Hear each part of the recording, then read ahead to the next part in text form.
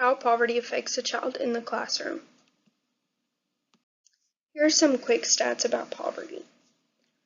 The U.S. Census Bureau data shows that the U.S. poverty rate rose to 15.1% in 2010, an increase from 14.3% in 2009 and the highest level since 1993.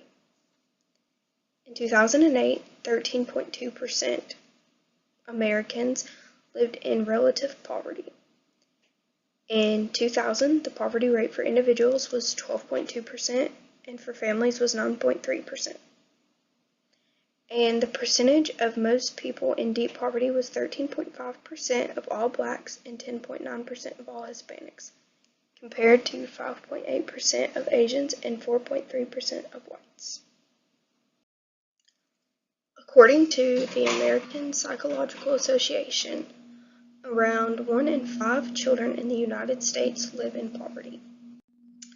A big factor on how kids are affected in the classroom when the child lives in poverty, and one of the big things is poor nutritional habits. And typically children who grow up in poverty are less likely to really eat anything with a good nutritional value. And when a child experiences poor nutrition, it's harder for them to listen and concentrate and learn, because some children may have ADD or ADHD, and they may be given foods that trigger their attention disorder and cause them to act out, such as red dye or too much sugar. And in things like juice boxes, we don't realize that they have a lot of sugar in them, and especially the cheaper foods contain a lot of sugar and a lot of extra stuff that growing bodies don't need. And a lot of times they can't afford to go to the doctor, or they have no way to go to the doctor. So a big thing with children is ear infections. So if they don't get that treated, their ears feel like foggy, and they can't really hear, therefore they're not paying attention because it's not going through their ears and connecting to their brain. So that is a big deal in children who live in poverty, is the nutritional habits and not being able to go to the doctor.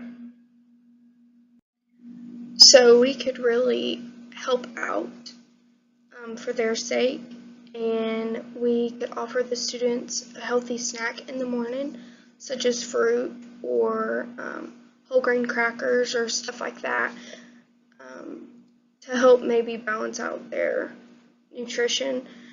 And the teacher could also do 15 minutes of stretching or a yoga-like activity with their students to get their brains calmed down, to let them have a little cool off. Or if it's nice outside, the teacher could take the students for a walk or a jog, or have like a little competition of who can run the fastest, just to try to get them calmed down from maybe all the sugar they ate the night before at home. And there are plenty of ways to help control a child who may not get the proper nutrition or enough exercise at home. And with them being with us for around 8 hours a day, we could really make a big impact in their life and help them and put ourselves in their shoes, and encourage them to choose fruit instead of gummies, or to choose whole grain crackers instead of Ritz crackers. There's plenty of ways that we can encourage them. Another major factor on how poverty affects a child in the classroom is them putting forth an effort. Children who come from low-income families may not seem to put in any effort towards school or activities, and typically that is due from the lack of hope and optimism. Studies have shown that it's a depressive symptom. Although a school-age child may have no idea about depression, the lack of effort is a big sign of depression. As educators, what can we do to help with a child who puts in little to no effort in our classroom? We can build a bond with our students by letting them know more about us and learning more about them. You definitely have to show that you are interested in them and that you're understanding and that you're non-judgmental. Teachers must make connections to the student's world.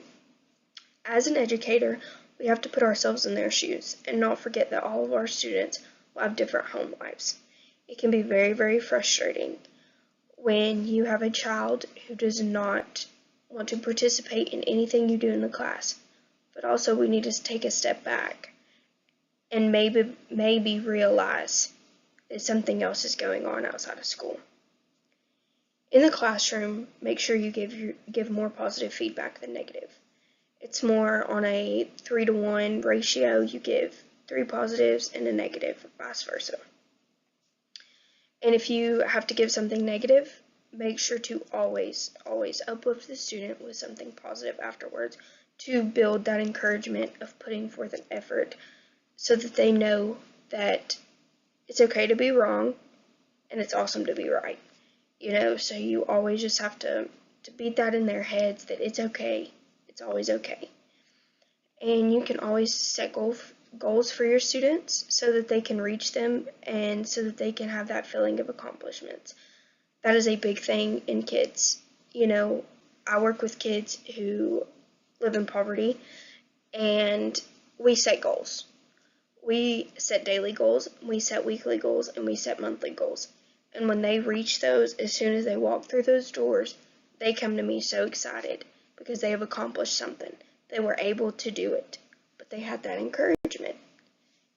So it's very important for that. In children who are raised in a low-income family have a difficulty with their brain developing. Delays in brain development is 1.3 times more common in children who live below the poverty line nationally, according to the Connecticut Commission on Families. And 5% of low-income children experience delays in brain development, and 8.3% have learning disabilities, according to a study by Princeton University published in The Future of Our Children. What can we do to help a child's brain development? As an educator, we always have to remember that each and every one of our students are unique in their own way. Therefore, we need to be patient with the students that didn't get the extra opportunities as children in the families with higher income, such as daycare, or, parents having the time and the passion to teach their kids, their ABCs and counting and colors and shapes. And that is such a big thing in kids from a year old until they go to kindergarten. Such a big thing. It's memorization, identification. You're able to identify what is what, and letters make words and everything. And so some parents are too busy doing drugs that's more important than their kids, or a lot of people in low income work all the time and they just don't have the time. So we can show our students how supportive we are and uplift them every day, especially in a meaningful way. Students typically catch on if you're being sarcastic and if you actually mean it or not. And we have to understand that some students may process things differently. That is a big deal. I've noticed going through school that, my teachers would get frustrated really easily with kids who didn't catch on quickly, but that's not their fault. They can't help that. And, kids learn at different paces. Not everybody is going to catch on quickly, or not everybody's going to catch on slowly. So we can take extra time to work with the students who may need help. Most kids who live in a low-income family usually start kindergarten unprepared. They don't know how to write their name, they don't know shapes, they don't know how to count, etc. Like I said previously, I work with kids who are typically foster kids, honestly, and they're getting ready to go to the 2nd grade. They don't know how to write their names. Some of them are going to 1st grade, don't know how to write their names. And I think that's a big part on the teachers. Push your kids, encourage them, praise them for all that, and it'll make them want to know how to do all this stuff. And in high school, the dropout rate for students from low-income families was about 8.7% in 2008 compared to 2% from higher-income families, according to the American Psychological Association. Dealing with a student's hardship throughout school, we can show our students that we care and that we will always lend a helping hand if needed. We need to show them that we care and that we can be patient even if they are getting frustrated. If you are an educator and teaching high school, don't be too lenient, but don't be super hard on the students you know who struggle, because you never know what they're going through at home, outside of school. I know people throughout high school, they wore fancy clothes, they drove a fancy car, but they were also sleeping in that car every night. I know families who, you had kids who didn't know where they were sleeping or where their next meal was coming from. So that puts a lot of stress on somebody, and that does a lot of damage to their brain. So I think we need to be super patient with those students. As an educator, we are there to see our students succeed. We aren't there for the money. We need to try our hardest to help them set realistic goals and help them achieve them. You never know what kind of students you're going to have. You never know what kind of issues they're going to have due to home life or due to brain development. We are there to watch a child's light bulb go off when they learn something new and they are able to process it and show you what they can do with that. That is why we were there. We are there to prepare them for the future. And that is a big concern of mine, going through school and seeing the teachers who are there just there for money. That's not fair to students at all.